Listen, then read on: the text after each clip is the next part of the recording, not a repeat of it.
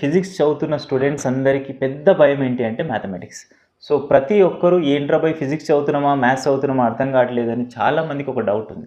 So, ఆ డౌట్‌ని మీకు ఒక చిన్న ఎగ్జాంపుల్‌తో మీకు క్లియర్ చేస్తాను చూడండి.